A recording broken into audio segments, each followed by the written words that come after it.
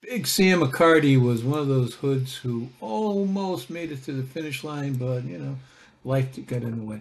He was called Big Sam by everybody. That much we know is true. Usually these guys are given names like Tall Larry, Machine Gun Mike, or whatever, and they're not true. He was actually called Big Sam.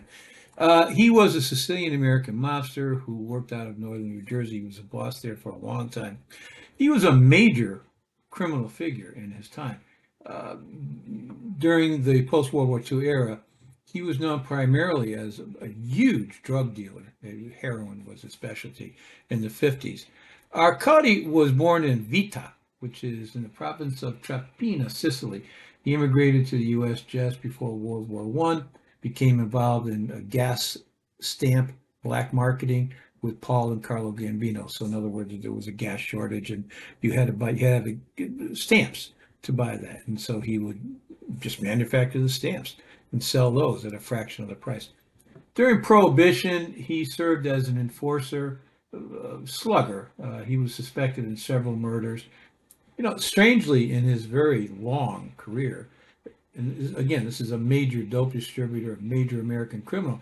He was largely able to avoid any criminal charges. It's remarkable. He had one conviction in 1951. He was operating a 600-gallon a day still in midtown Manhattan, which cost him a year and a day in jail. That was pretty much it. He later founded his own criminal organization with a very young Joe Sika, with young Willie Moretti, young Joe Adonis, and Abner Zwillman, who then, of course, all broke off and went on their own. In 1952, the IRS issued a jeopardy tax assessment on Accardi for $1,509,000. And then in 1953, the government revoked his citizenship, saying that he had withheld two previous arrests before becoming a naturalized American. His lawyers were very creative. They said, well, we didn't tell you that because it would have they invoked the Fifth Amendment, basically, that you have in this argument.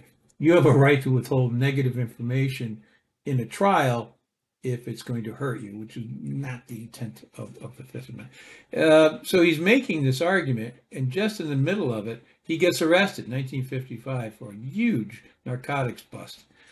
He posts a $92,000 bond.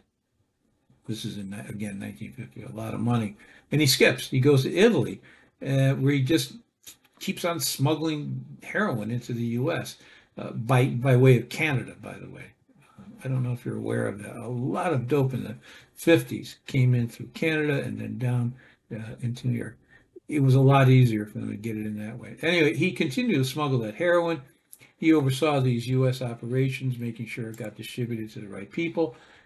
The U.S. government finally tracked him down in 1960, 5 years later, in Turin, Italy, where he said he was a vegetable exporter or some such thing. They took him 3 years, but they got him back into the U.S., where he was arrested in 1963. They charged him with narcotics conspiracy, skipping bail.